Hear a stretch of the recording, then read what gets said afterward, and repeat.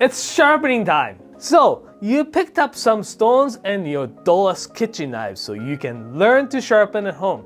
Cool. Sharpening is a great hobby, and while it isn't hard, there are a lot of beginner mistakes that can derail your progress and discourage you. Don't worry, Professor Naoto is here. I have taught a lot of people to sharpen over the years, and today I'll be covering the biggest mistakes I see the beginner sharpeners make. Which one did you struggle with the most? Let me know in the comment section. Number 1, not soaking your stones.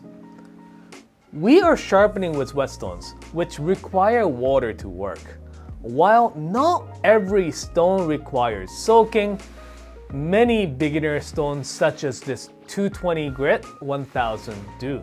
Dry stones absorb water really fast, and soaking them prevents you from having to splash them with water every 30 seconds while you're trying to sharpen. Make sure they get the good 10 to 20 minutes in the water before you get to work. Remember, not every stone requires soaking, so get in touch with us if you're not sure. Number 2, use oil on water stones. Like I said, these are water stones, not greasy stones. Some stones do use oil, but Japanese sharpening stones are a bit more porous and use water as a lubricant. It's free and it's not messy, and it does not clog up your stones. Don't be afraid to use lots of water, especially when you're first learning. Number 3, sharpening at the wrong angle.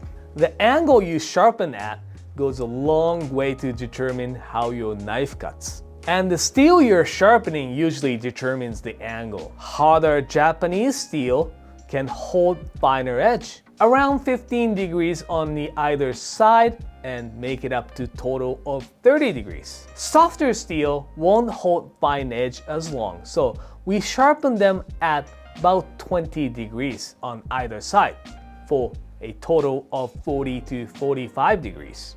It doesn't have to be that exact, just in the ballpark. You can use a leveling app on your phone or special trick with nickels. Check out my How to Sharpen a Japanese Knife video to learn this trick.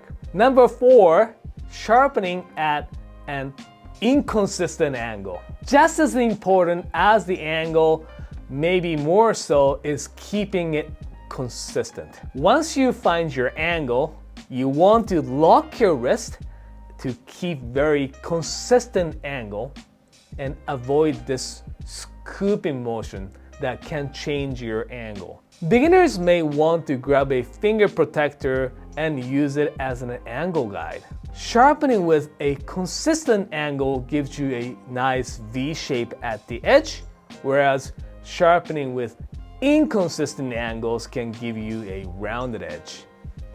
If you look closely at the edge, a straight edge will look like a consistent line, where a scooped edge will look inconsistent. Number 5, pushing too hard. When we sharpen, we use very light pressure along the edge where we are sharpening. It seems counterintuitive, but you want to keep your pressure light so it does not impede your movement. You just need to rest your fingers on the edge to keep the two working together, but you don't need to white knuckle it. Number 6, going too fast. On the topic of overdoing it, you want to avoid rushing the process. Once you get the basic, you'll be tempted to speed up, but you want to spend more time practicing before you go quickly. Speeding up makes you more likely to change your angle or make some of the other mistakes you see in this video. Number 7, not using a whole stone. You bought the whole stone.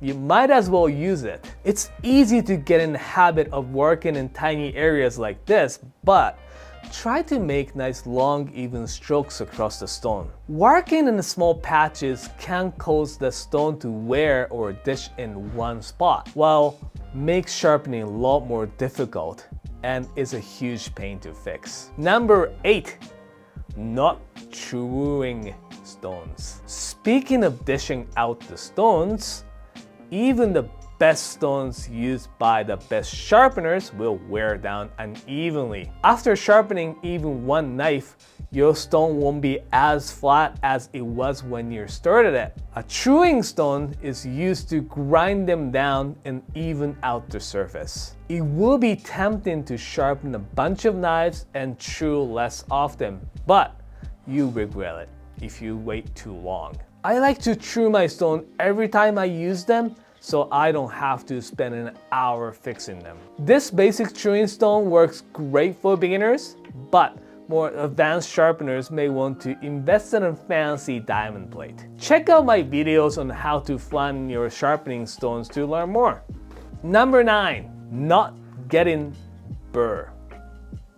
When you sharpen a knife enough, you get a rough filament of steel that folds over the edge called a burr. This tells you that you've finished grinding one side and it's time to switch it over. You want to make sure you get a burr all along the edge before switching sides. So make sure to work on areas that you don't have burr before moving on to the other side. So make sure to work on the area that you don't have a burr before changing it over. If you don't raise a burr, you just have a thinner dull knife. The burr will come up on the side of the knife opposite to the stone, and you feel for it with your fingertips by gently dragging them down towards the edge like this. Number 10, not removing a burr.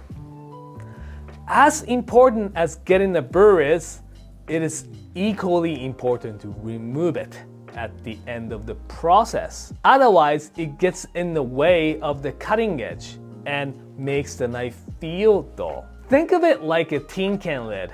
You need to bend it back and forth until it falls off.